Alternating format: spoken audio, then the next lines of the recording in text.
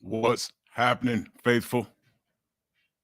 Welcome to Platform 246. Thank you to the week. Well, thank you for coming to and stepping up to the week that was.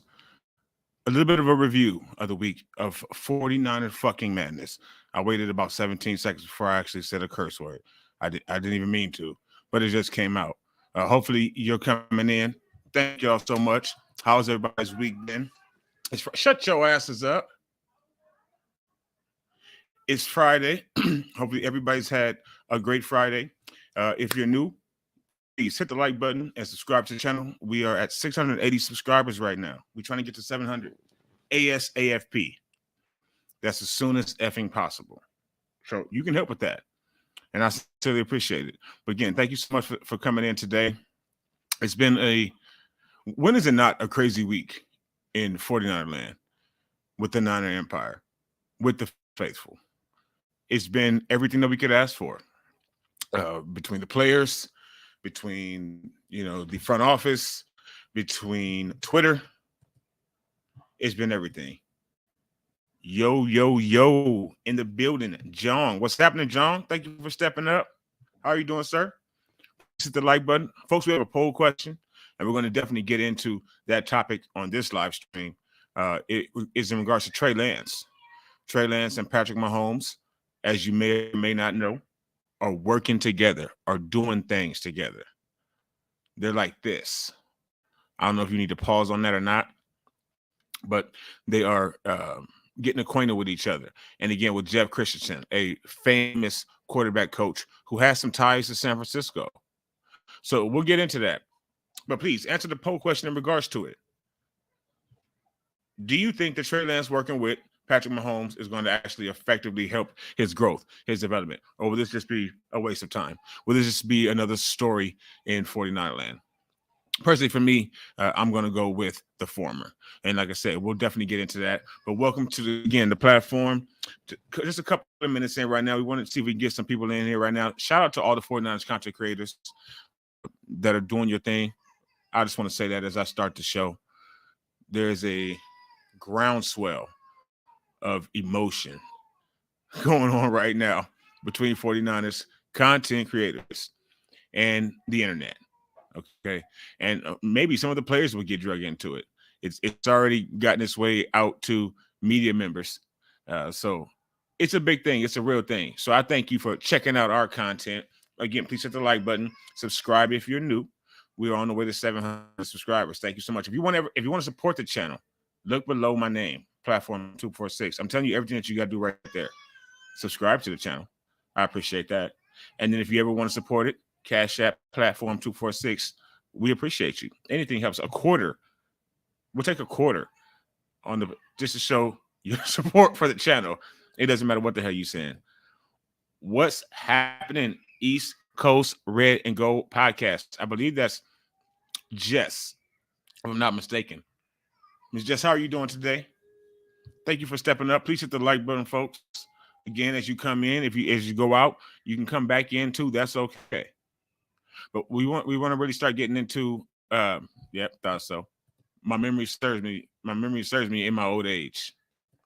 Glad to see that you are doing well. Thank you for coming in. Sincerely, how are you feeling about this week? Have you heard all the stories? I've seen you vaguely on Twitter throughout this week, but the Twitter sphere has been popping. It's been on fire. Okay, as far as the 49ers is concerned, but it always is. As I've been saying, or really coming to the realization over the last couple of weeks, the 49ers content creators is the largest. I think it's the best, just the most vast group of people making YouTube videos about the team that we love. And when you bring love into the equation, shit starts to get personal, right? Shit starts to get no to all the rumors, no to all the infighting, just like Larry H. Parker's client. What the fuck is his name? I know Larry H. Parker, and I don't know him out the top of my head. Lord, maybe my memory does not service me as well as I did, but we all know the man that was nearly beaten a quarter from death in L.A., 20 plus years ago. Son of Rodney King. There we go. So, as Rodney King said, can't we all just get along? Apparently, the answer to that question is a big no. But like I said, we'll get into it. But let's get into the first thing. Let's go back a bit. And like I said, this is the week that was. I want to talk about some things that happened throughout the last week with the 49ers. And again, there were a lot. But we can go back to maybe like last week, the end of March, the last few days of March. I think the 29th and 30th were the days that Master Splinter himself, and then, of course, our used car salesman up there in the sky box, John and Kyle and John, two peas in a pod, or maybe not, because at the owners' meetings, they appeared to have some different views on things. So what the week really kicked off with was, of course, John Lynch stating that Brock Purdy, who currently right now, his arm looks like RoboCop. It looks like the M900, but only in public, though, is what Brock has put out there. So there's that. That's good. But we have John Lynch sat at the podium or sat at a chair, one of the two. He did a lot of talking, as he always does. He should probably be a YouTuber, quite honestly. But John Lynch stated that Brock Purdy was now the leader in the clubhouse, equating football to baseball. I guess you could do that when Brock Purdy just had an arm surgery that they likened to Tommy John surgery. But John Lynch stated that Brock Purdy was the leader in the clubhouse, the head of the table, the tribal chief, if you will. Right? So Brock Purdy, whose arm right now is wrapped up in aluminum like Wolverine, is the leader to start for us week 1. I believe September 11th is the day that the NFL season kicks off. Drink water, children, preferably out of a 49ers mug. But, and hello, faithful. Again, welcome in. That was bought for me. I'm loved. So he says Brock Purdy's the leader of the clubhouse. We all immediately go and look at the picture Brock Purdy releases with his wife, his arm in a titanium sling from shoulder to wrist. Okay. But apparently Brock Purdy's the person that is going to be first in line to lead the team out onto the field all throughout OTAs, all throughout training camp, all throughout the preseason, and right into the first week of the regular season. Now, how is that possible when the timeline doesn't add up? As they say in the streets, the math's not mathing. Or even more ebonic, the math ain't mathing. 6 months minimum, 8 months, I guess, worst case scenario. That puts him literally really in the middle of September or November. But of course, John Lynch, being what he is, an intelligent, Stanford-educated ass, basically, in my opinion. You have to be a bit of an ass to be a general manager, but a Stanford-educated ass and a slick talker, a smooth talker, states that Brock Purdy is going to be the first person ready. Now, when we look at him, it doesn't look like that. We also have Sam Darnold on the team, who a lot of us out there in the world believe Kyle and John signed as a means to be the starter week 1 of the season. So you get over to Kyle, sitting at a table, drinking coffee, holding court as he does. And he says, in the building, little spongy, what's happening? And anybody wants to give any thoughts at any time, by the way, I guess I said at the beginning, my apologies. We're always interactive here. We can be interactive at any time. All it takes is just a drop of the motherfucking link. You know what I'm saying? I drop you the link, you step up. Keep it to a couple of minutes, though. We want to try to, give somebody else a chance if they ever want to come on. But sincerely, if you have, any inkling to give your thoughts, to show your face, or just let us hear your wonderful voices, we appreciate it. But we go over to Kyle Shanahan's table, Master Splinter, and we see Kyle saying, we took Trey for a reason. Trey Lance, that is, the quarterback that's healthy right now. We took Trey Lance for a reason. And that reason was to be the eventual starter on this team. Now, he's been injured like a son of a bitch. That we cannot deny. But, you know, what John Lynch always seems to say anytime he speaks about Trey Lance is, well, he's just got to stay healthy.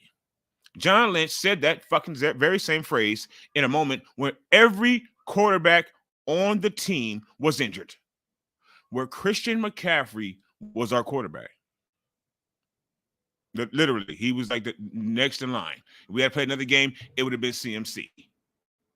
But still and yet, he gets up on a podium, he talks about Trey Lance, and he goes, well, yeah, first of all, he's good. You know, we love Trey Lance. He's a great guy. He's just got to stay healthy. He's just got to stay healthy. Well, we got to get Mike McGlinchey off the team, and we did that. Because likely that was the main culprit for the hand fuck up that Trey had when he hits his hand on a defender's helmet. I'm sure it was McGlinchey's man. And then when Trey Lance maybe made the wrong decision on play that was designed to be a wide receiver or him running the ball, he goes up the middle and he gets demolished by a middle linebacker. Leaves his ankle, boom, snap, crackle, right on the 25-yard line.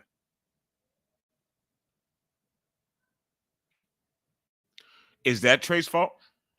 Maybe for running up that middle. I would have just slid like fucking Ricky Henderson from baseball. Still in the base. I would have just slid my ass. But that's me. Spongy, again, Spongy's back. He got a phone call. He's a young pimp. So I'm not surprised. Spongy got a phone call. Welcome back, sir. My man, Grandizer, says, Yo, Lawrence, it has been a while. That's the first thing I saw on my eyes beam that you was there, brother. Shout out to the Miamians or to your fans. I'm doing good, brother. Thank you so much. Maintain it. Work is good. Family's good. Happy Good Friday, and we own the night. Yes, we do, Grandizer. Hopefully you're good. Happy Good Friday to you, brother. Happy early Easter if we don't get a chance to speak before that. But in regards to speaking again, Kyle Shanahan spoke directly, and he said, yes, Brock Purdy did very well last year. Very well. But he didn't say that Brock Purdy was a leader in the clubhouse. What he did was run down the timeline. He said Trey Lance was the starter for this team. Trey Lance, again, left his ankle on the field like that wrestler from AEW just recently left his ankle outside the ring. However, what that did was open up the window, the drive-through at Subway for James. And then James was able to come in, work his mini magic, real 49ers football again, right? Right, Juice? Right? It's real 49ers football again. And what real 49ers football again entails with James at the helm is either getting right there to fourth base, getting home, and then boom, somebody throws your ass out right at the plate. That's what that means. That's what 49er football was under James. Good play, and then snap, he's injured. Or get all the way to the Super Bowl and lose. So, yeah, it was 49ers football again. But then all of a sudden, out of nowhere, Brock the Glock, Sturdy Purdy, manifests greatness. Brock Purdy takes over, leads us on an 8-game win streak right into the playoffs. And then he snaps his twig. His wing went bad. He clipped his wing. So how the fuck does that change anything that was going on week 1 of the NFL season for this upcoming season? And Kyle Shanahan specifically said just that. So now Trey has an opportunity. We got Sam Darnold to be his backup and to learn our system. So what do you all think that are watching? Anybody that is watching, going back into the owners' meetings with John Lynch saying that, because, you know, it's been a while since we've been on here together, as Grandizer just stated. What do you all think? John Lynch saying Brock Purdy is the leader in the clubhouse. He's number one. He's the man around here. I'm the man around this motherfucker. That's Brock Purdy. Kyle Shanahan, in turn, says, well, Trey Lance was our starter when we opened up last season. Then he got hurt.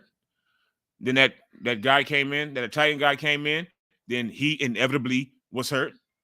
And then Brock Purdy came in, played probably out of his mind, probably played possibly the best football that he'll ever play, because next year he won't be able to get the drop on somebody like a home burglar. He won't be able to just sneak up on anybody next season. The league is going to be ready for Brock Purdy. The league is going to be ready for Brock Purdy. Negative, Spongy. Steve-O, we don't usually say that on this channel. We don't usually use those words specifically. Usually we just say Brock the Glock or Sturdy Purdy, because this channel is run by dudes. You know what I'm saying? So, we all jumped on the B asterisk B when it initially came out, but after like maybe 3 days, I was pretty much over the BCB. I couldn't say it anymore. I couldn't get it out of my mouth. Pause. So Kyle Shanahan says that changed really nothing, right? And folks, please, if you don't mind, hit the like button. I sincerely appreciate you. If you ever want to support the channel, you see it right there. Cash App Platform 246. We have an official Cash App now. Seriously. So no, but Kyle Shanahan says there's no difference in what's going on, and I really want to know what all the faithful think. Coming into the show tonight, just said no to all the rumors. We have a lot of rumors going on. Rumors on who's going to be the quarterback is one of the biggest ones. And then to go even a little bit further, Jed York, Pee Wee Herman himself, stood outside the owners' meetings, and in my opinion, the way I deciphered it was said that he is firmly behind. First of all, he said, motherfucker, I'm willing to pay $1 million to win an individual. I'm fucking my lighting all up. I'm willing to pay $1 million simply to win one individual football game. That's because Jed York is a Mac. The studio, we might have a ghost in the studio or some shit. Jed York is a Mac, though. Jed York is a real player from the Himalayas, as Martin used to say. Jed York is a player from back in the day, apparently. So he's willing to spend $1 million if it means nice hotels and great flights for the team and whatever else it may mean.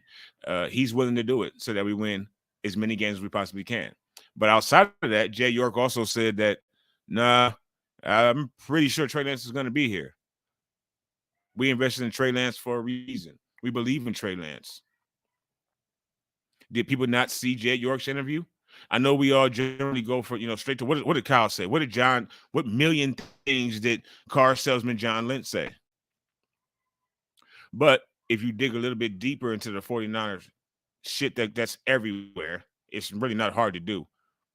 You can check out some things that Jed York says too, especially when they have the owners meetings. And Jed York said specifically, we drafted Trey Lance for a reason. We believe in Trey Lance. We have Sam Darnold. Trey's injured. Brock's injured. James is gone. So right now, we want to see everything that Trey Lance can do for us. And I don't know why the faithful don't want to see that, or some of us faithful don't want to see that, and believe why some 49ers media doesn't believe that. And we'll get into that today. We'll get into you mother efforts from Twitter.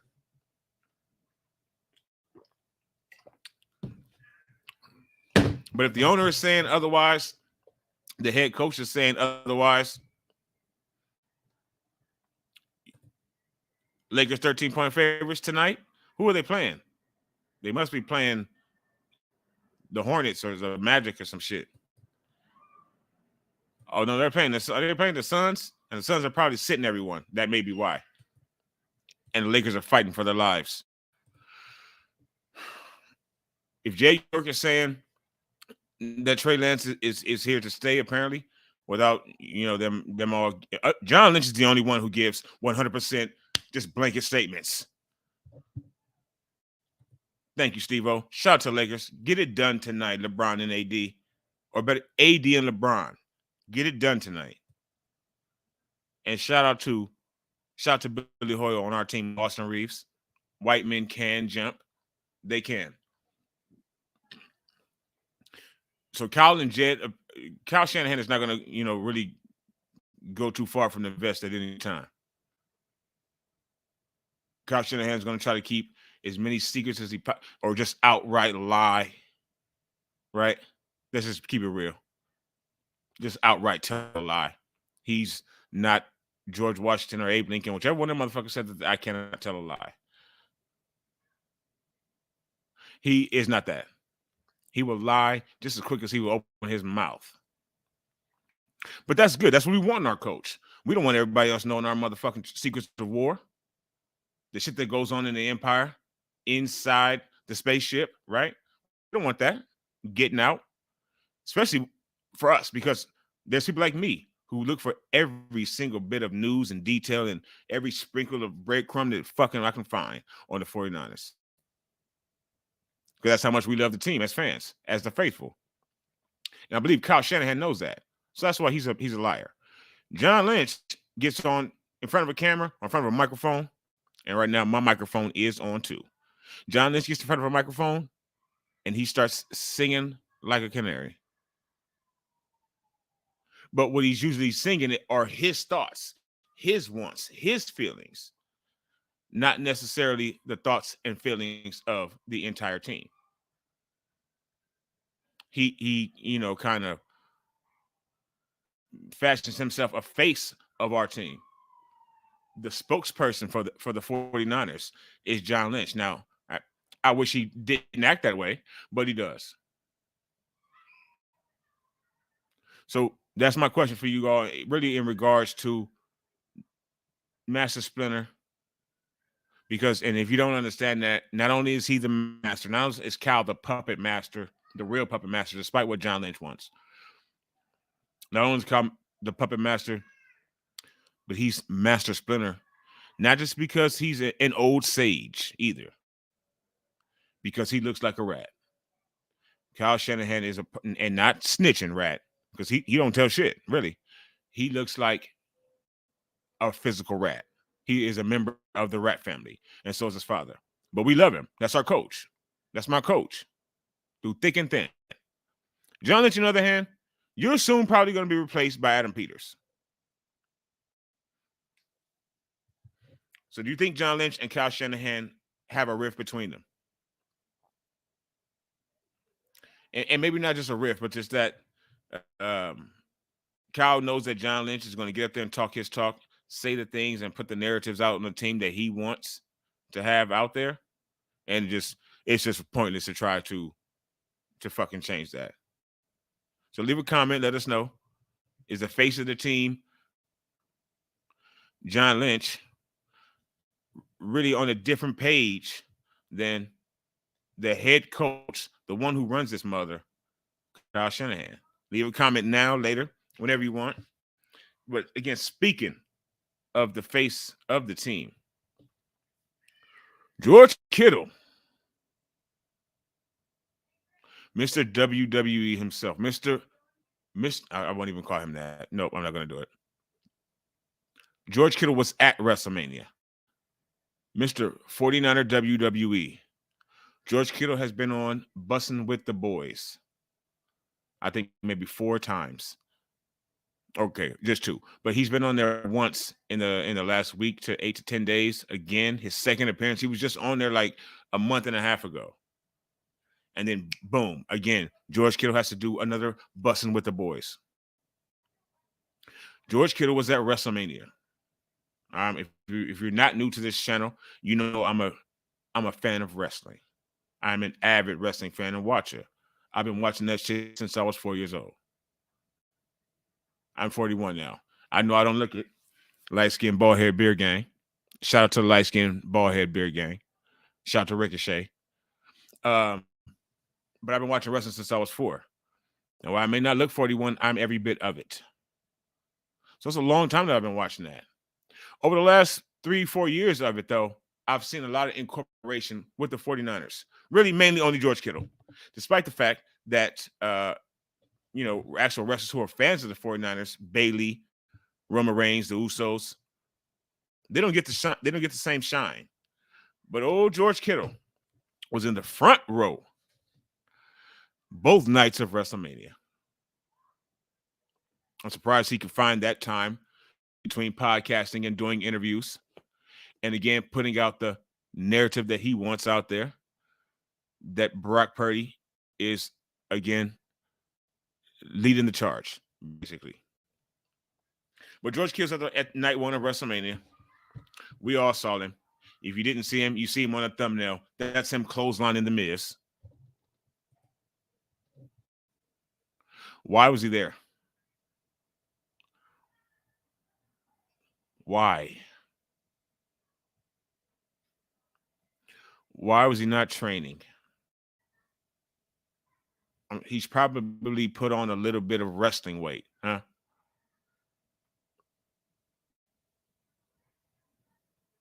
He's in the front row. At some point in time, The Miz, a WWE wrestler, comes out to him and begins to argue with him. To which George stands up and starts doing shit like this. I don't know what that was supposed to do, but he stood up and started doing that. And then, of course, The Miz, I was just dumbfounded watching it, so I don't know exactly what happened. But long story short, he ends up hopping the rail, something that's literally illegal. But not if you're George Kittle of the San Francisco 49ers. You can do whatever the fuck you want to do. So George Kittle hops the rail. The Miz turns his back on him, which is a mistake. He turns around and boom, George Kittle clotheslines him like Stan the Lariat Hansen. Then flexes on him. You know what I'm saying? That like only George can do. He thought he was spiking the ball in the end zone from Joe Staley again. But he flexed on him, right? He's there with his wife. I'm sure she's buzzing in the crowd, moistening up, watching her man perform in front of 80,000 people on the cock. By the way, he was on the cock doing his thing. So George Kittle breaking the law at WWE WrestleMania, hopping over the guardrail, putting his feet on the sacred ground of the mats outside the ring, physically assaulting a WWE superstar. And why was he doing it? One, because he's an attention whore. That's number one. Two, because he truly believes that he is the face of the 49ers. Not maybe the best player on the team anymore. And George Kittle turns 30 in October, by the way. Did you know that? Did you realize that? George Kittle turns 30 in October. He's a tight end. Now, mind you, James is not here any longer to throw him any hospital balls, but he's still a tight end in the NFL who's been oft injured.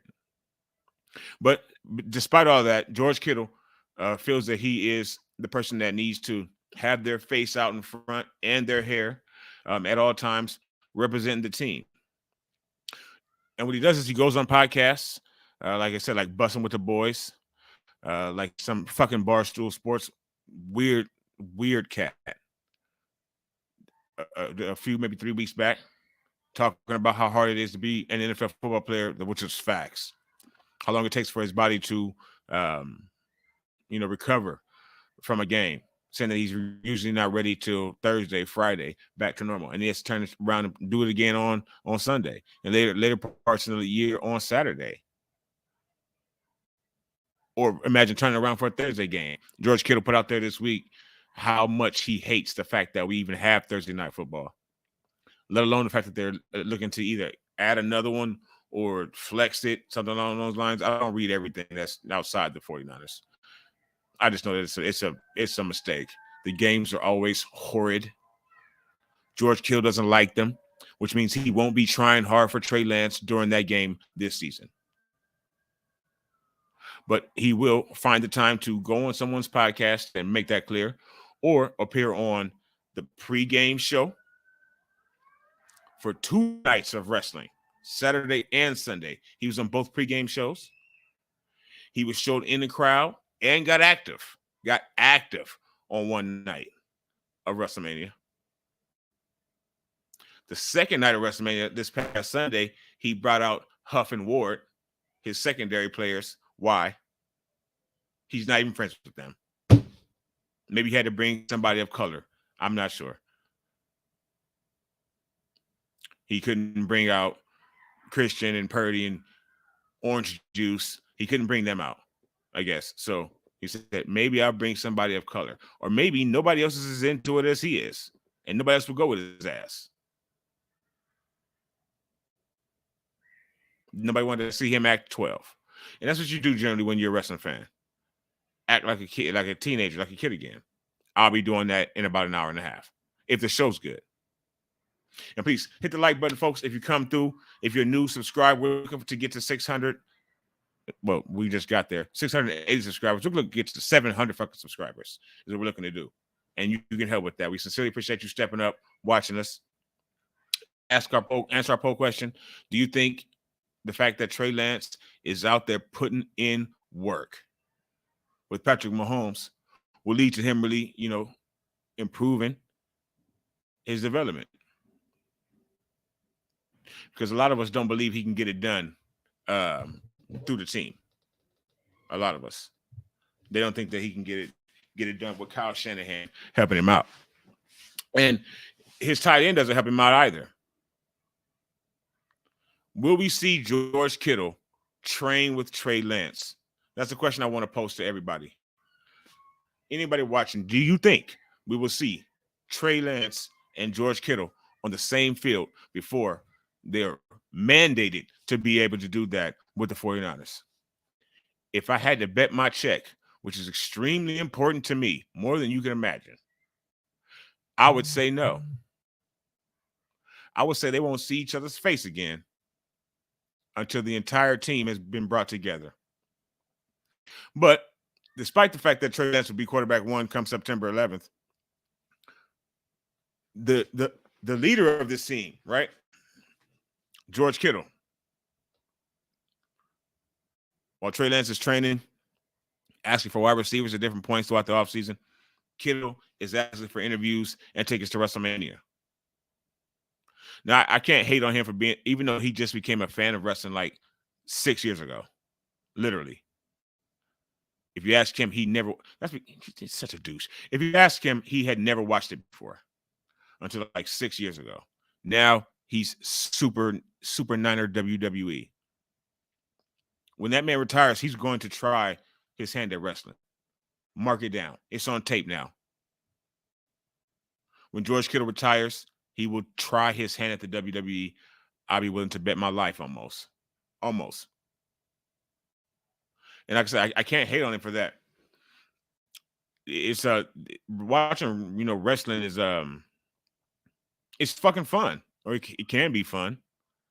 Even for old fogies. Young and old. And George is definitely wrapped up in that. He doesn't do, I think his celebration after first downs and touchdowns, that no fear shit comes from a wrestler, if you weren't aware. If you didn't know, you know now. The more you know, right? He celebrates during games like a wrestler. Now, will he get injured in game 3 this year? I pray not. Instead of jumping over the rails at a WWE show, he could be jumping over poly horses or Tommy horses, getting in shape for the season. But he spends a lot of time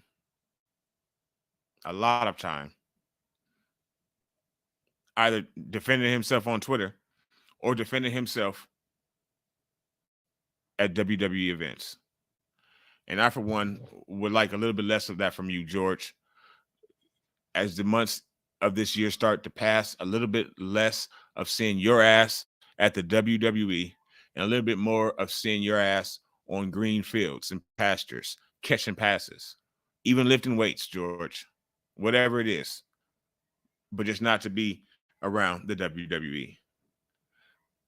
And George, also moving on to really to Twitter. I want to get into it. You saw the thumbnail. Really, our media, 49ers media, it went up this week. This week was an epic day or epic week in 49ers Twitter, in the interwebs, in the just Niner land altogether. It's a good time and it's a bad time. It's an entertaining time, but it's also further tearing our fan base apart. Because not only do we have people that will be pissed as shit about the way that I'm talking about George Kittle right now, and will leave unsubscribe from my channel because of that, right? And please don't do that. Don't do that. But they'll be pissed as fuck about the way that I'm talking about George Kittle right now. Or again, as I said, maybe even decide to unsubscribe or hit the dislike button on this shit. And that's okay. But they'll also defend. There's some people that will defend. I put out on Twitter this week that we should do the 49ers content creator draft. You all seen the Dave Chappelle show? Chappelle show. Oh, Chappelle show. Y'all remember that shit, right? He had a great skit with Mos Def back in the day. It's like fucking 15, 20 years ago now. It's crazy how long ago that show was popping. And it was. But he had the race draft, the racial sports draft.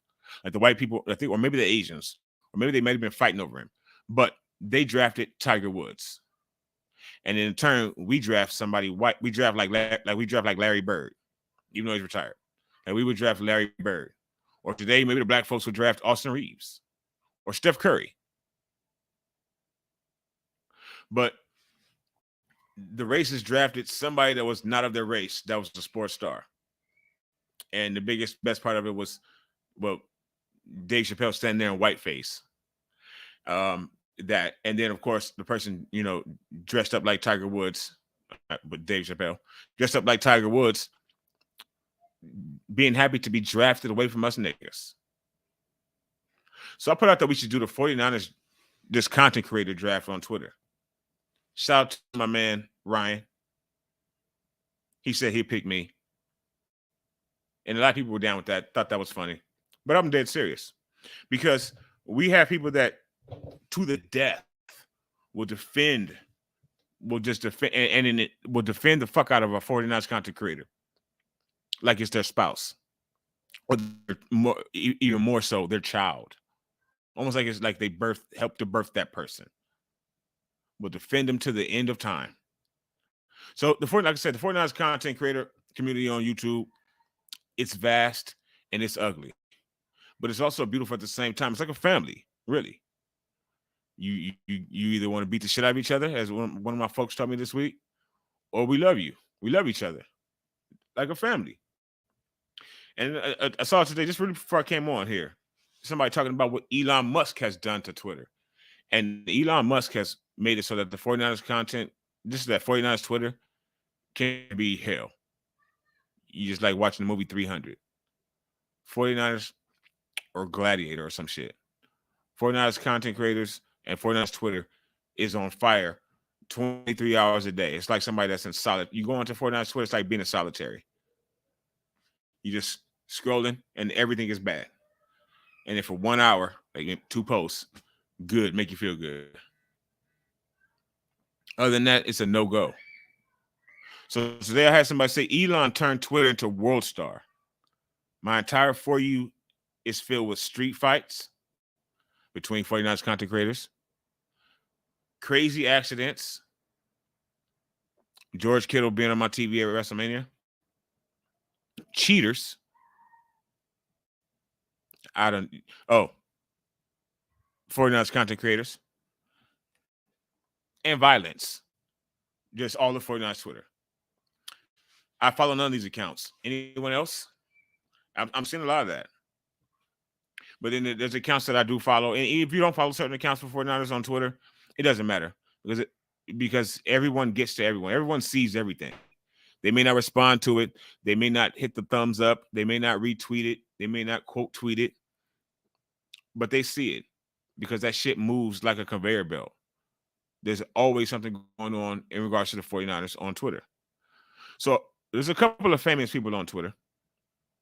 One of which is Rob Stats Guerrera. I got it. I know that's how you say it. But what he decided to do was attack George Kittle, similar to the way that I have, since we've been sitting here. And what he said was George Kittle will not finish his current contract with the 49ers. First thing I want to do is ask what any of you think of that. Do you think George Kittle won't finish out his contract that he has with us? I believe he probably has 2 or 3 more years on it. He was basically told he won't finish it. It's not going to happen. Okay, so that's good enough. George Kittle responds to the shit, though. He says, for sure, man, and throws up the Superfly Jimmy Snuka. He had to incorporate wrestling, right? He gives him this. For sure, man. Just types that back, leaves it alone. Everybody went up. Okay, so then they start to talk about Spaceballs gifts. It gets that. It's the Twitter rabbit hole. But then all types of 49ers fans came after Rob Stats Guerrera. Telling him, shut the fuck up. Who the fuck are you? That's why wherever you Niners Nation fired you. He probably had a bad time after that. But he stood still. He said, quote, we'll see who ends up being right. And he just let it go. That was pretty manly. I would call that man shit. I said what I said. Boom. But the fans came to George's aid. And there's some fans who probably literally don't like him anyway, and we're just waiting for something like that to happen. So why are we like that? And it's not just us, it's everyone. That's really what the internet is about. The internet, unless you're me, who's willing to basically just put his face right under the bright light, right under it, and come on this motherfucker and talk, and can do that. Because it's not easy to do. But the internet gives you anonymity, gives you the ability to put a nothing picture up with some XJR43X is your name and come say all the most reckless, disgusting, vile shit that you could think of with your fingers. Shit that you really wouldn't even be brave enough to say out of your mouth. But those fingers get to moving and it's okay. That's what the internet is. And it's certainly that when it comes, just like similarly to wrestling, which is all around my world, right? Wrestling fans and 49ers fans. Some of the most vile people, I think, walking the planet. And I'm a part of those two groups. But still, I have to be honest. I cannot tell a lie either. I'm not Kyle Shanahan.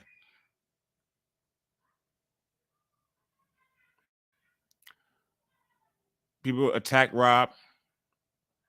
People accuse people of doing things. You know, maybe you folks may know of, and shout out to both of them, being YouTubers, content creators, whatever the fuck you want to call it. And I believe that they're both getting money from it now. So even a further shout out to them. But I'll see you soon.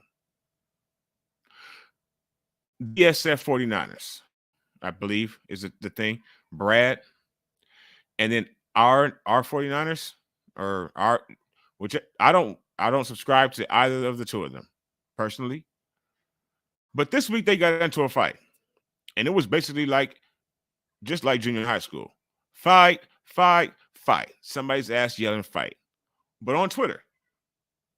Because apparently RSF took a picture that, okay, these people are Raj and Brad, okay? Raj took a picture that Brad created, okay? Raj took a picture that Brad created, and they both end up putting out 3-minute videos which again is another thing that's hard to do. There aren't a lot of 49ers content creators that just put out videos. We do that here. So please make sure you subscribe to the channel. Hit the like button. Again, subscribe if you're new. We're trying to get to 700. We appreciate you.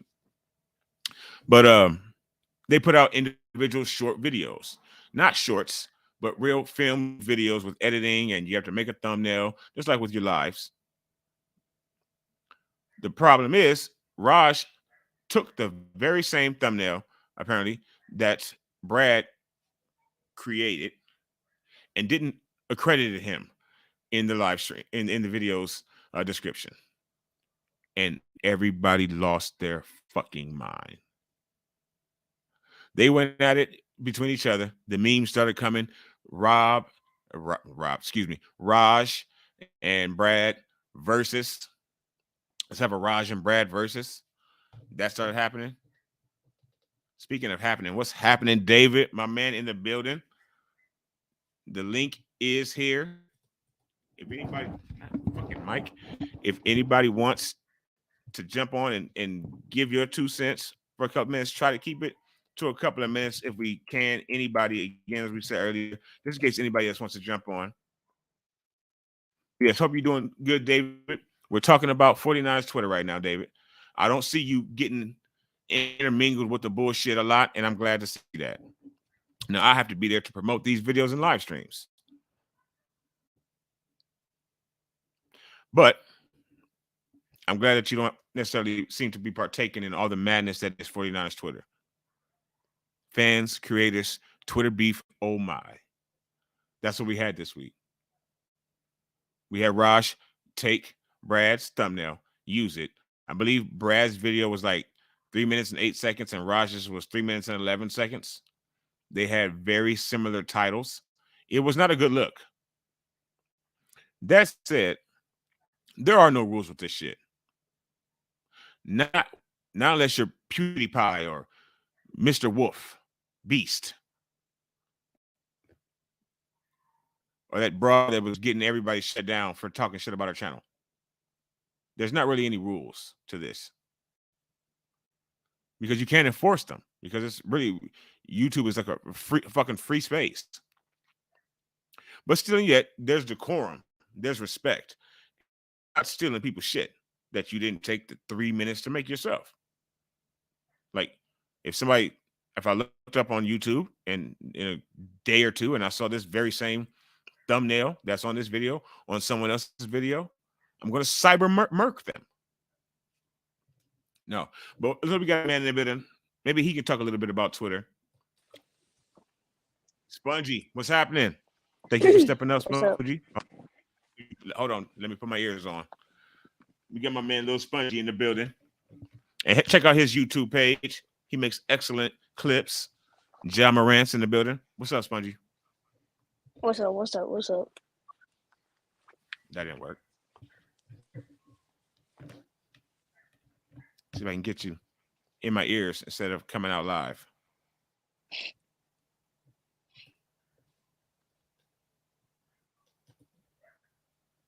Talk to me, Spongy. Yo, what's up? What's going on, sir? How's your day been? What are you thinking about the Twitter beef? My day's been good, man. Thank you for asking. How's your day been? Good. What's going on in Spongy land? Bunch of phone calls. You're hot, man. People blowing you up. You can't. I mean, please, for Spongy's Black Book, Spongy's call list. We appreciate you. And again, check out this channel. So you get a lot of calls from the ladies or from your homies. A little bit of both. I thought so. A little bit of both. You're another popular kid. My son is extremely popular. My youngest son, Damien. Next is Spongy. I know it. Yeah. So are you telling them that you're checking out a stream and that you might be jumping on wax with somebody? Leave you alone, or are you just letting it come? Nah, I mean, I hung up with them, so. Did they tell you anything interesting? No. No. Because now I'm on spring break, so it's just like. Oh, damn, it is spring break for you kids. So what are your plans for spring break, Spongy? game all night, technically. Game all night. Now you're talking about video games or running games on those freaks? Video games. Video games. Okay. Spongy also has taken the time to put Go Eagles, apparently, just below his name. So pay no attention to that, folks. Pay no attention to that at all. Pay attention to the other one over there. Thank you. Appreciate that. Pay attention to that. Yeah, if you want to support the channel, Cash App Platform 246. Real simple. Spongy, since you said that, I wanted to give you some chance. Did you see George Kittle at WrestleMania? Have you been did you know about the 49ers? You hang out with a lot of 49ers content creators. Did you see our fights that are going on right now? No, I haven't seen that, but I did see George Kittle do whatever he did to the Miz. Just gave him a little Larry, a little JBL clothesline. That's all. Yeah, but Spongy, thank you, man, for coming on, man. Yep. No, tell me what you're gonna say. I lost track of what I was gonna say. I'm sorry. In the span of 1 second. It happens, and the older you get, Spongy, the more that's gonna happen. All right, but we got somebody else that wants to jump on. Might be talking about some of this Niner. Let me take a guess. That you see Niner. Yeah, talking this Niner beef. So thank you, Spongy. If nobody else is jumping on a little bit, maybe I can bring you back on for the end. All right. All right, peace. Thank you. My man Spongy in the building, and we got another special guest for y'all. McNiner. How's it going? What's happening, sir? Thank you for stepping up. How you doing? Great, man. Fuck the Lambs. You know, did you know that Les Snead actually sent a email to all the season ticket holders and told them they're winning the NFC West this next season? I did hear about that earlier this week. I think I heard that 100%, and I think that he's probably seen now. Yes, he's hanging out with Rudy and on Delusion Island and the Delusion Ocean and the middle of another world. That's all about delusion. That's a good one. Right? But yeah, this whole Aaron Rodgers business, look. Now, years ago, before he lost his mind, I wouldn't mind having him. But at this point, he has turned in from Aaron Rodgers to Karen Rodgers. And, just the fact that, and I'm not against folks that eat fungus. If you want to eat mushrooms, that's all on you. That's fine, But, a guy that's going to eat that stuff and go hang out in a dark closet for 4 days, I want nothing to do with it. That's just weird. That's way too far out there. Right. And it's the dead time. So all the media's got to, beat the stuff out of speculation and, just make stories just to get those clicks. Do you think that the Packers feel the same way? The Packers fans, I'm pretty sure that I know a few Packers fans. I live in Utah. The NFL fan base is very diverse and vast. I mean, there's every team's represented here. And I know a few Packer fans, and they're all like, man, we need to kick that can down the road. Like, quit messing around. Let's see what Jordan Love has. I haven't heard one Packer fan say, we got to keep Aaron Rodgers. Why are we looking to trade him? I mean, this is 4 or 5 Packers fans I know, and none of them want to keep him. Wow. So, and I don't honestly expect a trade to happen anytime soon because of the salary cap implications on the Packers. Okay, well, let me ask you this. Even as I know you bring him up because, again, folks, some more bullshit on Fortnite's Twitter. Very prevalent this week was the possibility of Aaron Rodgers getting anywhere near our team locker room. So let me ask you, with the fact that the draft is coming up in under 3 weeks, do you think that they would have to have that done, both teams, or really any team that might be looking to trade for him before the draft? No. If he said I'm going to the Jets, My man, chances are there's David, some sort of handshake. Huh? Oh, there you go. Oh, okay, you're there.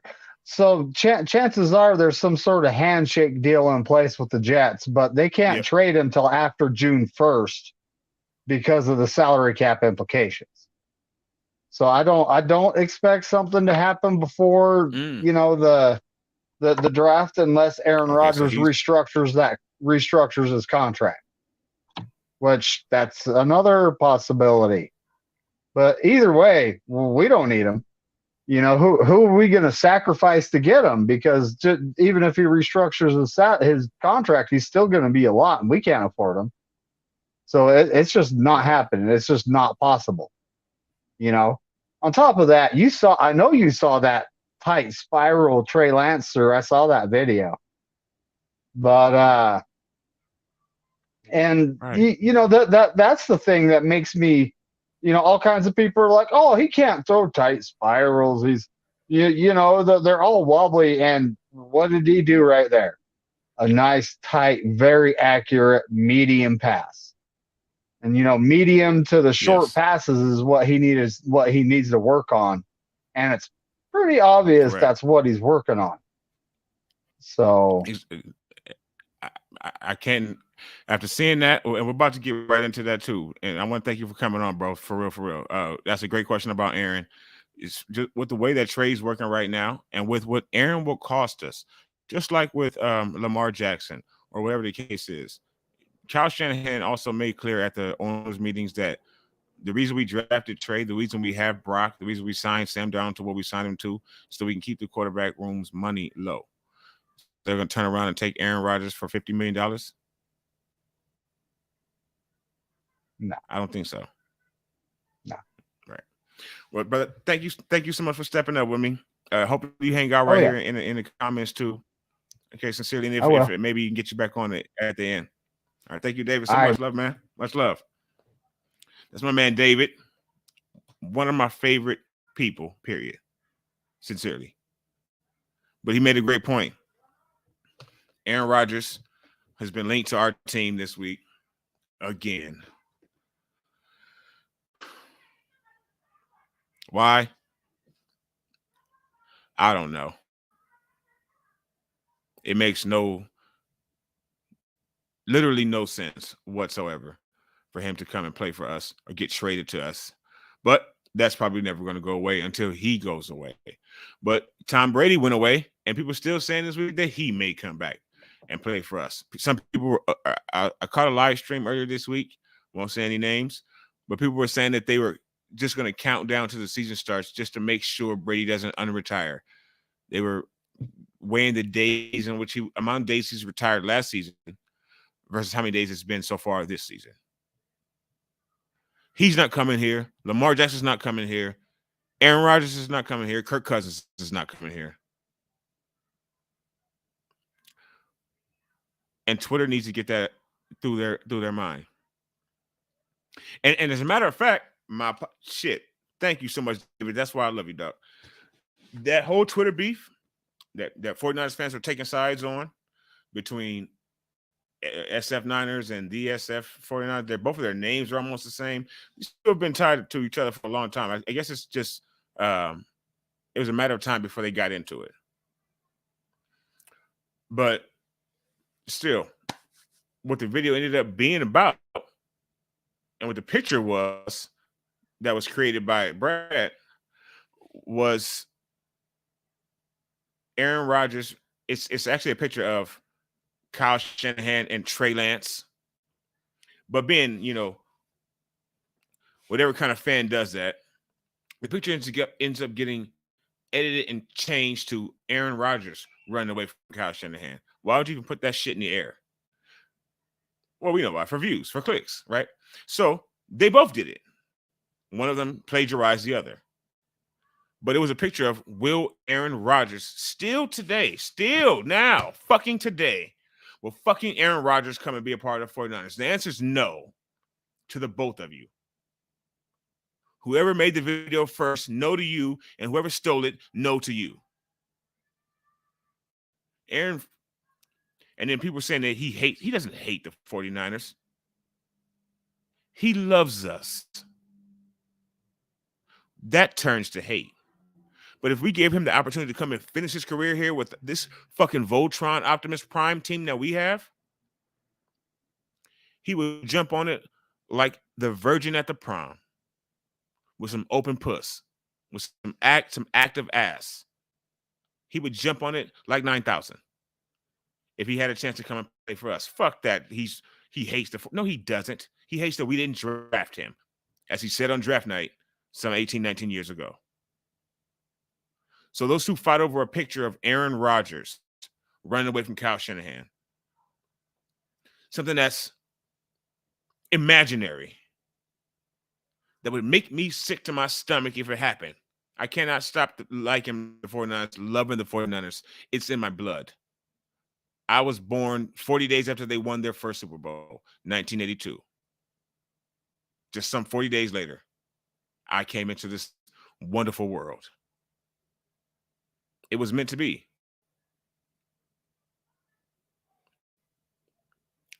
So even if they drafted, the draft is on its way, folks. And we'll be live streaming for some of the nights of the draft. So make sure you check us out. Subscribe to the channel to hang out with us for our draft live streams. They'll be upcoming in the next couple of weeks. But if they trade for Aaron Rodgers, who are we giving up?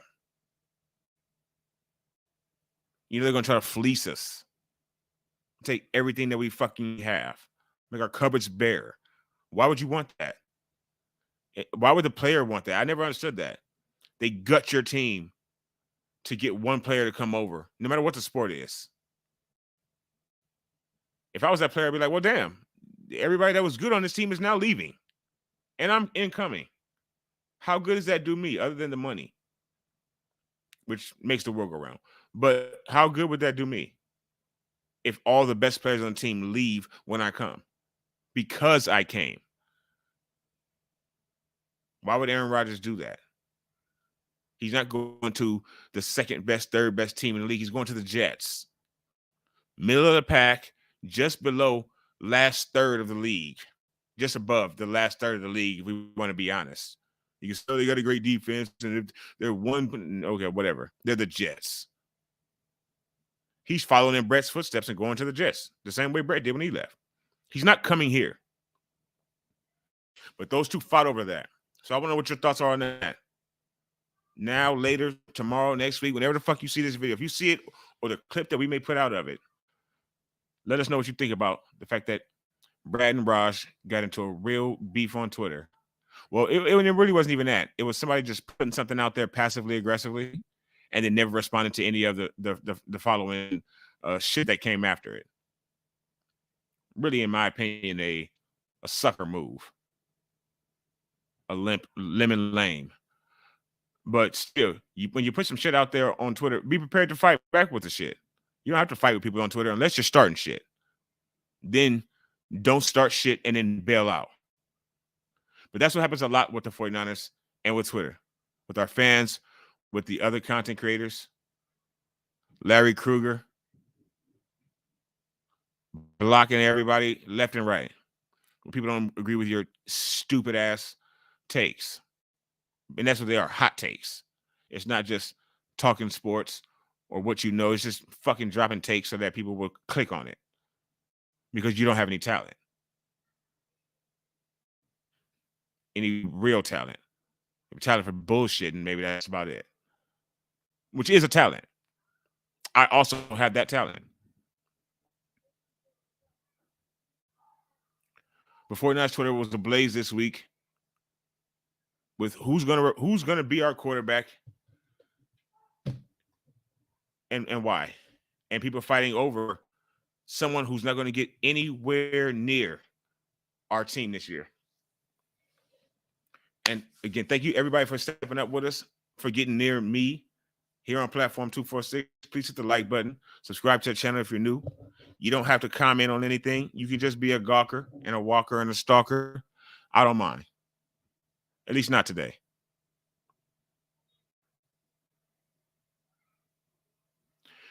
But as far as Twitter goes, something that went up over the last day, the developments you see below.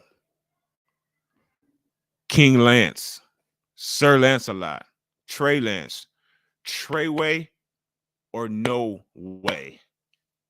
Trey Lance doing work with the #1 mixed messiah in the NFL, Patrick Mahomes. Now, mind you, they're both mixed. I think a lot of 49ers content creators, and then even more so 49ers fans, forget that he's mixed, that there's all types of Caucasian coursing all throughout Trey Lance's body. So was Colin Kaepernick. Now, Josh Johnson, who you all probably would have got behind because he sucks, is full black, full breed. He never, and then came into the NFC Championship game afraid to play, but he never got as much vitriol as Trey Lance has received. Colin Kaepernick as well. But we know the majority of the things that started that. And now Trey Lance is experiencing the fruit of Colin Kaepernick's labor.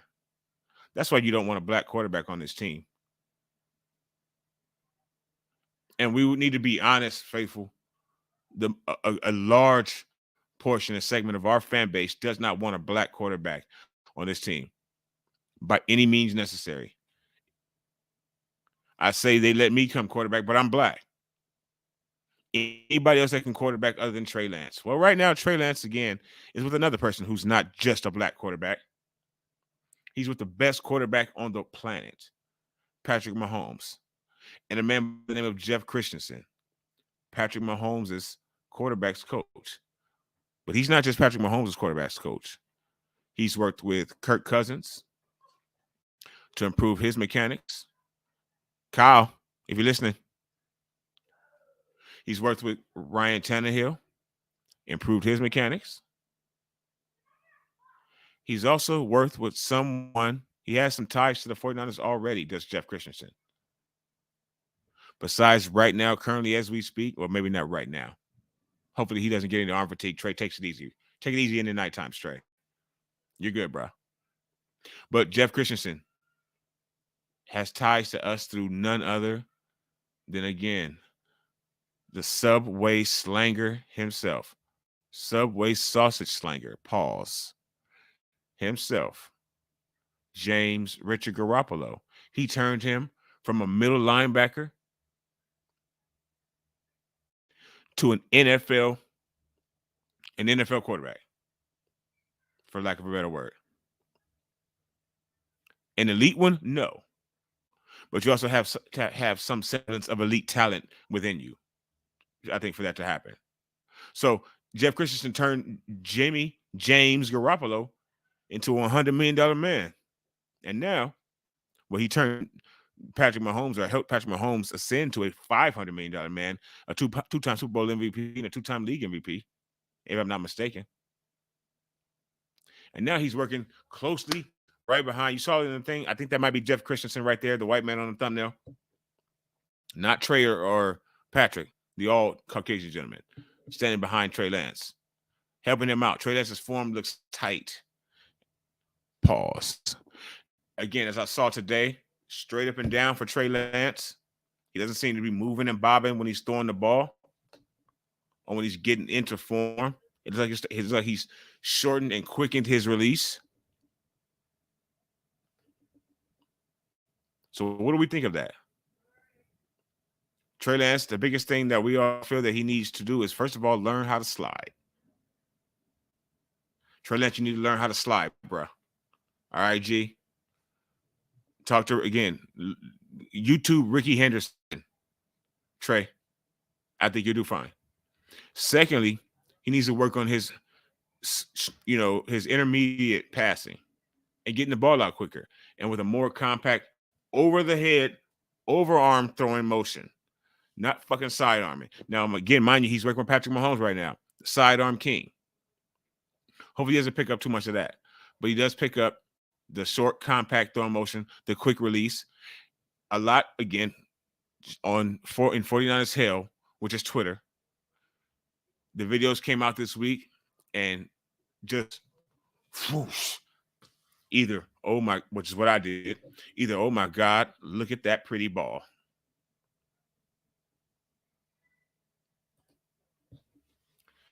He's 12, Tommy. He's 12. If you're talking about Little Spongy. Hopefully you don't unsub my man, Tommy. We're on Instagram together, bro. Like, we're close. But yeah, his name is Little Spongy. He's 12 years old. And he spits hot fire, and he's a Mac, actually. Thank you. So yeah, Little Spongy. Shout out to Spongy. Spongy just dropped off. That's the coolest little 12-year-old since either one of my kids were 12. But it went up in smoke. Twitter, 49ers Twitter. People, I broke it down quickly. He looks like quarterback one. Looks like the starter to me. In the worst possible way, David. Worst possible way. That's what I'm glad I don't see you getting into the nasty, disgusting vileness that takes place on Twitter. Absolutely, they are special needs, Tommy. And I participated in it. I was one. My special needs was saying, holy shit, he's the comeback player of the year, Super Bowl MVP, Trey Lance. Did you see that spiral? That was me. Because I'm hoping for the best out of that young man. For him, and more importantly, for the team. Because if he gets injured this year and doesn't play or some bullshit, I'm done. Okay? I really don't have an allegiance. He tickled me a little bit, tickled me a little bit more deeper than some other players. I'm pulling for him. Speaking of badass 12-year-olds, and I mean badass in the best way. Damian Jackson, what's up, son? Yes, he is, son. Thank you for stepping up, son. And folks, please hit that like button if you just coming in. I sincerely appreciate it. Thank you for stepping up with me tonight. Just talking a little Trey Lance and Patrick Mahomes. Do work, Snooky. Trey Lance looking compact with his throws. They were over top, not that sidearm shit, not that baseball pitcher shit. He looks really, really good. Somebody even made a line up all across his profile on Twitter today. Look how even his whole setup is. And I have to agree. But right next to him, or right behind him, throwing the ball, was Patrick Mahomes. If you're going to work with the best. Patrick Mahomes is the best fucking quarterback on the planet. Period. And what do we all, intelligent individuals, what do we all believe and hope for with Trey Lance? Tommy says, Patty, my phone's with Trey Lance link. He is fixing his issues. Let's fucking go. Absolutely, Tommy. That's what he's doing. New look Trey on the way. And it's Trey way or no way because he's the starter. He's the only one fucking healthy right now that knows the playbook. Macchiano in the building. What's happening? Thank you for stepping up. Please again, hit the like button, folks. If you're just coming in, thank you. If you're not subscribed, please subscribe. We're trying to get to 700 subs. All of you can help. All of you can help. But yes, Trey, 100% right. He looked focused. He had a little bit of peach fuzz on his. He's trying to get into the light-skinned beard gang. He's not bald-headed yet. Now, I'm a member of the light-skinned bald-head beard gang, right? I'm not mixed, believe it or not. But I'm a member of the light-skinned bald-head beard gang. Trey Lance is trying to get into the light-skinned beard gang, though. He's not bald yet, but he will soon be because he's losing a whole lot of hair up here. Now, as much as we stress him out as his own fan base, I can see why. He Just for Men he will be he does Sleep Number right now. Just for Men will be calling him soon to be a spokesperson for them. Look forward on his Instagram before you know it.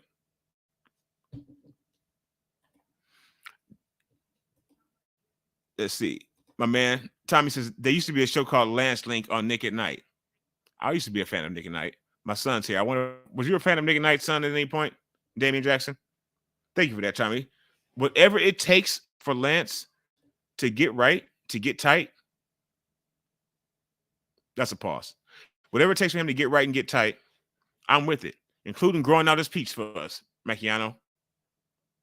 Y'all saw he had a little bit there.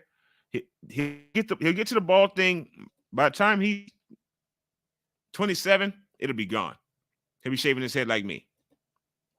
But he has the peach for us. He looked prepared. He looked like he wasn't fazed by the venom that all of you spit on him. Not me, you. Not y'all here. And much love to all of you. None of y'all really do. None of y'all do that. But you know who you are. Bruh, Macchiano, I love you already. Much love. I love you, no pause. It just means it's just friendship. It's just 49's love. I said that right at the beginning. I know you barely right when I should start talking about Trey. Then he needs to learn two things.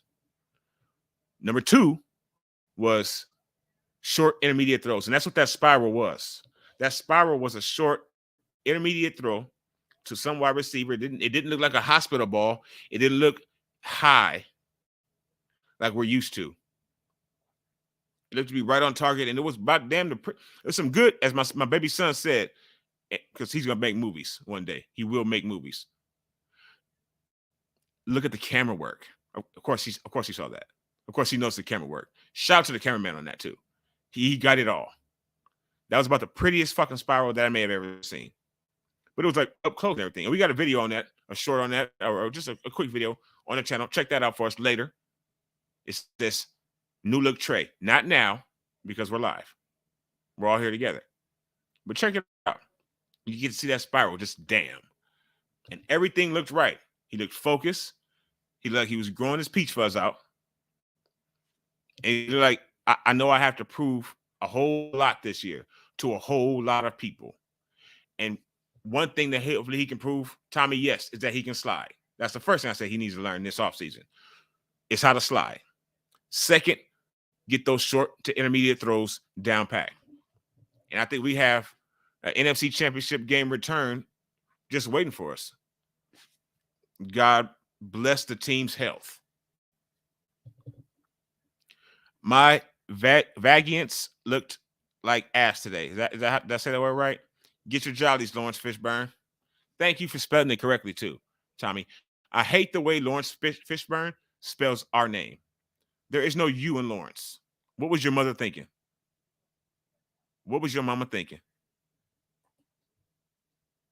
Jollies, we got you. You know there's no typos on platform 246. You just let your feelings roll.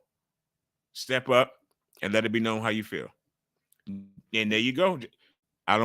Jimmy, hospital ball Garoppolo. That ball was not looking like it was going to be one of those. You know, the ball that got Kittle hurt in the Arizona game? It wasn't one of those. It looked like it was on target, chest high, so that the man could continue to. And then David, again, with the same. We know it. We all know what it is. That's his name on his ID and his passport. James Richard, hospital ball Garoppolo. Well, Trey Lance is keeping the ball down, tight. The release was quick. It was overhead. The spiral, again, was better than Spiral Saw. Saw's the Spiral movie. That was a horrible movie. The spiral was better than that.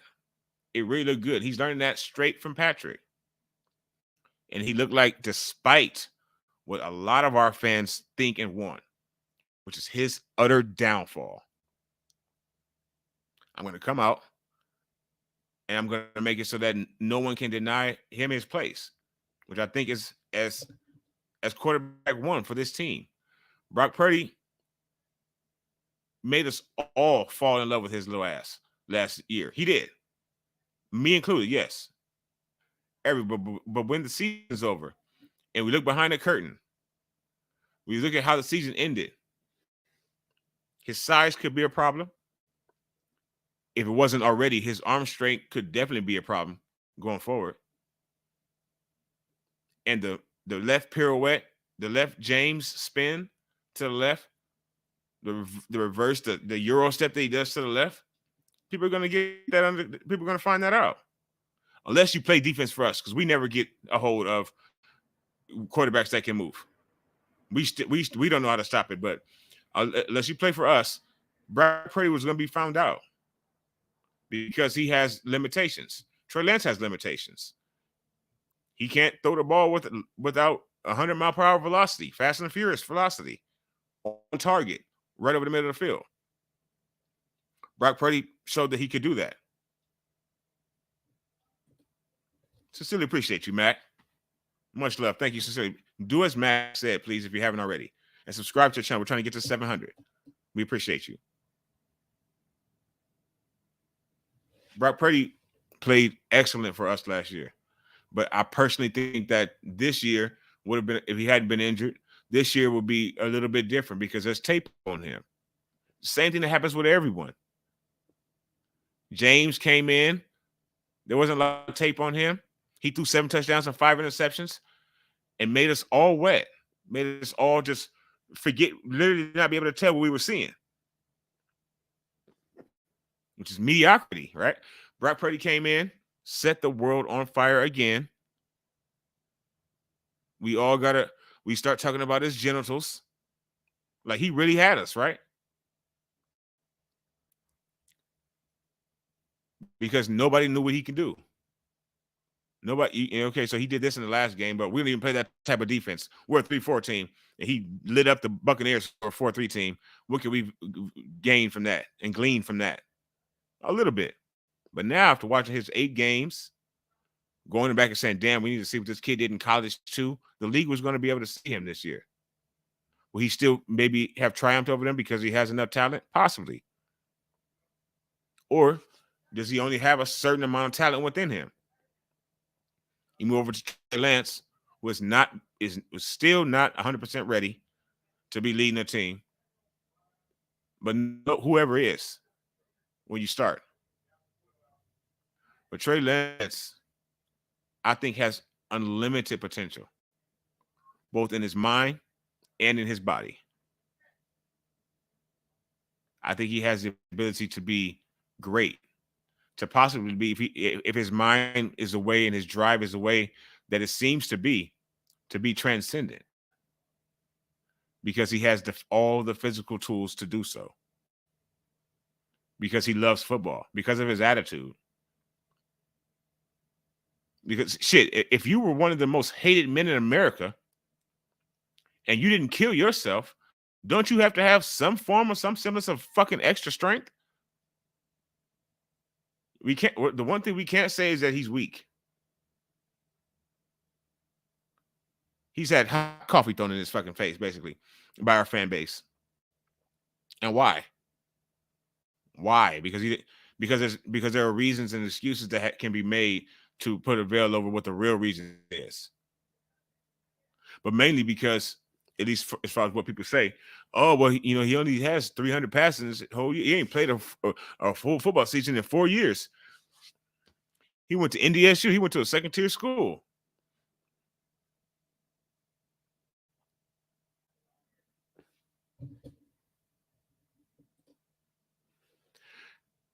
Again, excellent point. Not to mention, and really will be again this year, but still, it'll be trash with a little bit more keen sense of what's going on. But excellent point. Last year, the NFC was trash. That's why Purdy was good until he got to the playoffs, and then he struggled against Dallas, and then he got injured on play number 2 against the Eagles. He struggled against Dallas, whether we want to admit it or not.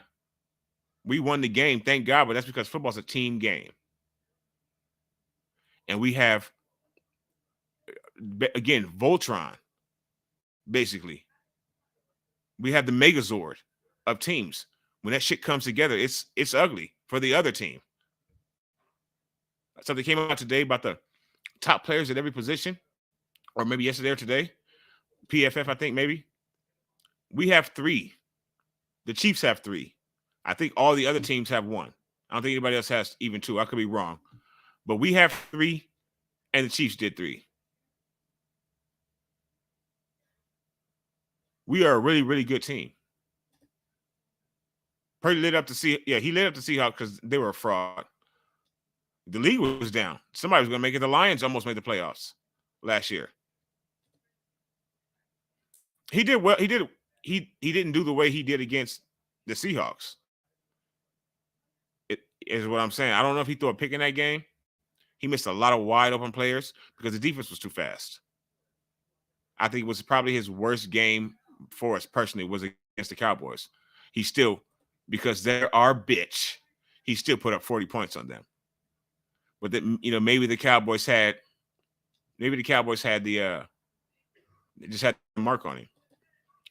This man is a mod. And Randy, if we don't get linked up so I can get the wrench by your name, Tommy, is he okay to make a mod, Tommy? And Tommy, are you a mod, by the way? Please let me know in the comments. If you're not, you need to be.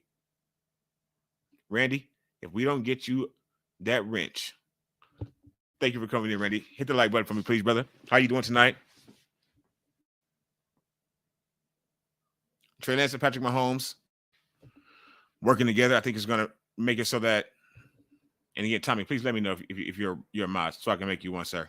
You definitely deserve to be a mod on the platform, unless you're not into it. Boom. Well, you are now. So, folks, if you're watching, Randy and Tommy Huxley, neither of them will have a wrench next to them, but do not fuck around. While they can't maybe physically do it, they can tell me, or my son Damien's in here, somebody else who does have a wrench already will put you the fuck out. They are moderators, even though they don't have a wrench. Know that.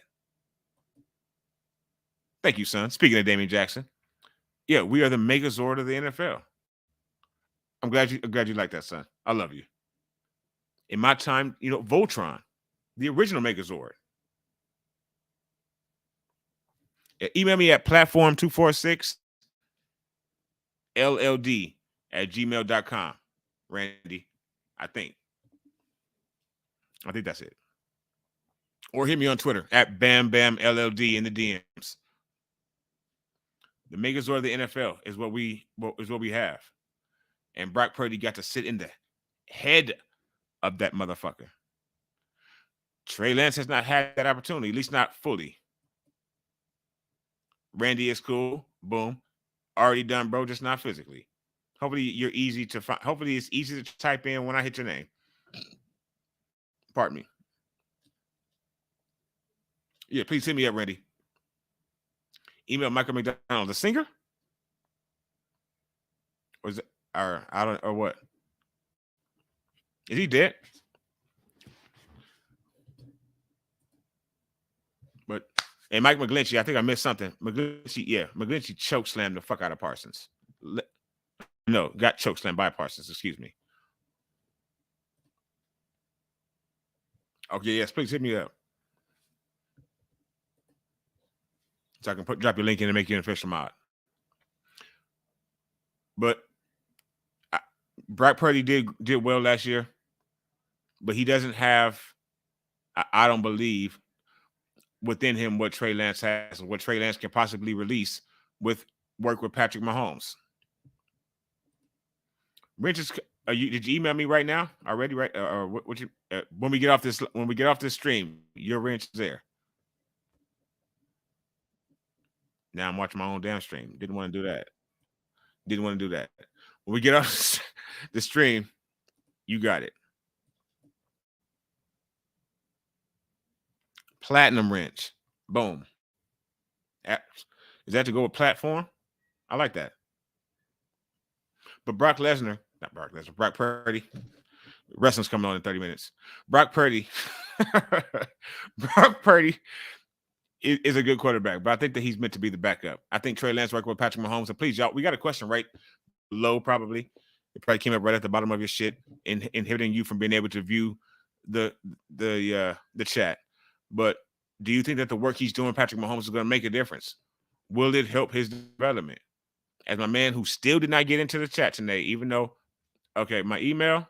Yeah, I want you to, anybody wants to send, if you want to do anything, if you want to ever do, by the way, a request for a video, you can send it to us by email. I will drop your video, or we'll do a live on your shit, period. That's how we are. And here is our email address.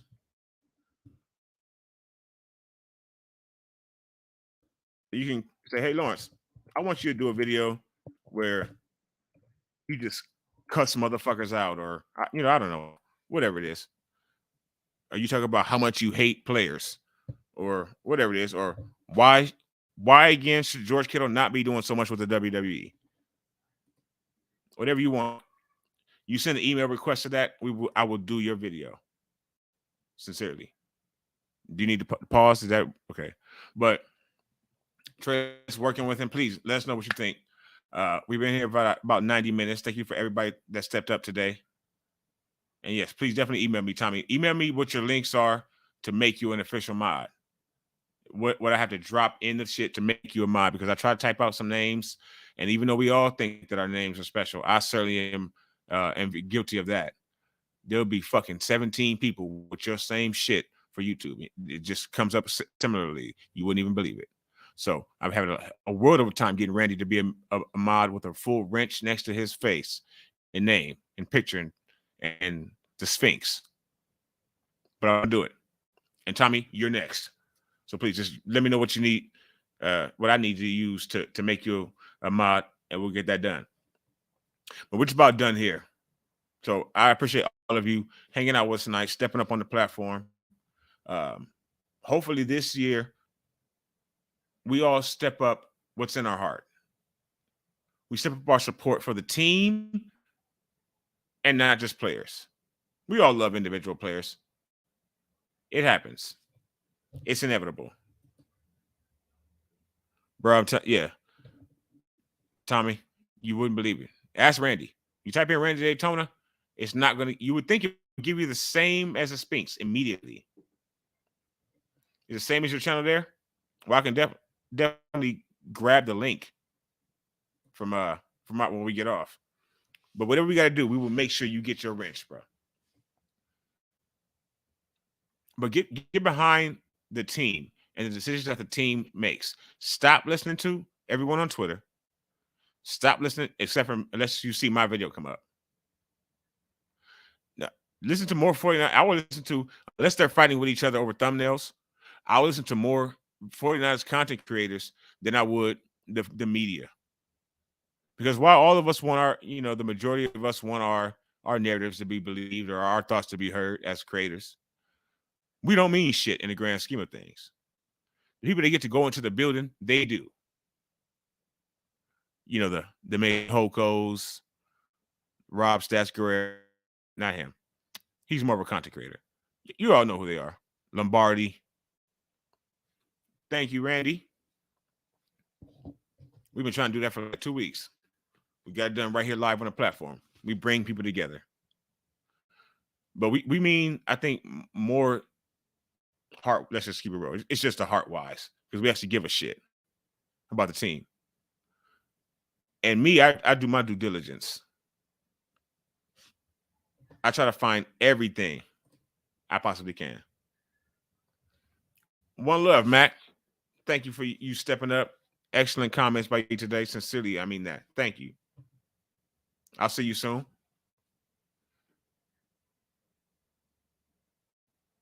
Get behind the name on the front of the jersey, not the name on the back. Faithful.